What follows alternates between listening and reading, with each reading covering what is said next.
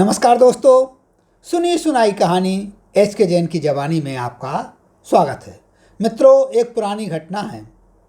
एक राजा का पुत्र था। उसकी जो मित्रता थी वो बहुत ही साधारण लोगों से थी।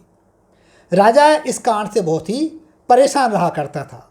उसने अपने पुत्र को समझाने का बहुत ही प्रयास किया कि हम राजघराने के हैं, हम राजा हैं, तुम राजकुमार हो, तुम्हें साधारण लोगों से दोस्ती रखने की आवश्यकता नहीं है।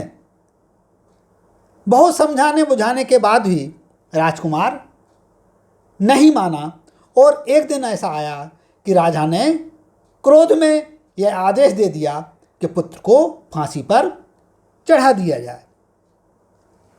पुत्र को फांसी पर चढ़ाने का जैसे ही आदेश दिया जाता है, सभी दरबारी सन्न रह जाते हैं। राजकुमार को दरबार में उपस्थित किया जाता है। राजकुमार किसी भी तरह से विचलित नहीं होता है और वो राजा से कहता है कि हे महाराज, मुझे थोड़ा सा वक्त दीजिए, उसके बाद मुझे फांसी पर चढ़वा दीजिए। राजा इस बात के लिए तैयार हो जाता है। थोड़ी देर बाद वो राजकुमार 3 बॉक्स लेकर के दरबार में उपस्थित होता है।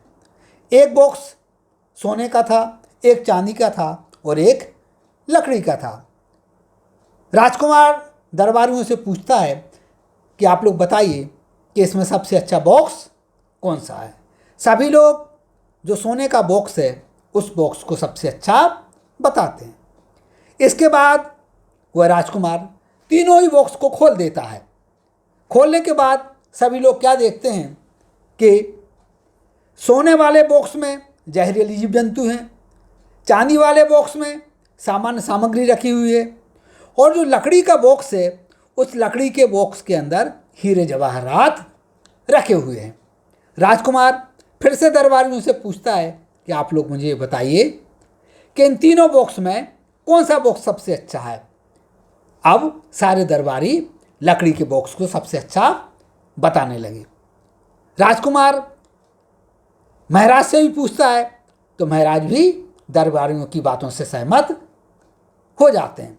राजकुमार कहता है कि अभी आपने देखा कि सोने का बॉक्स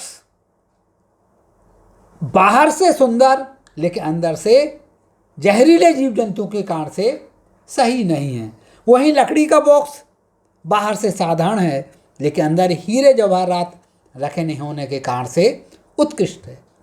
इसी प्रकार मेरी जो मित्रता साधारण लोगों से है, वो दिखने में साधारण है, वो दिखने में सामान्य है, लेकिन उनके अंदर गुणों की खान भरी हुई है। उनके साथ में इसलिए उठता बैठता हूँ, खेलता कूदता हूँ कि उनसे मुझे बहुत सी अच्छी अच्छी बातें सीखने को मिलती हैं। राजा को अपनी गलती का एहसास हो जाता है और वो अपने पुत्र को क्षमा कर देते हैं और उससे गले लगा लेते हैं।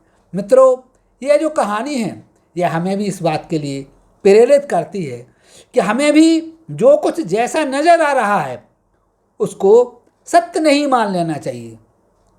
हमें प्रयास करना चाहिए कि वास्तविकता क्या है और वास्तविकता को समझने के उपरांत ही आगे कदम बढ़ाना चाहिए। नमस्कार, जय हिंद, जय भारत।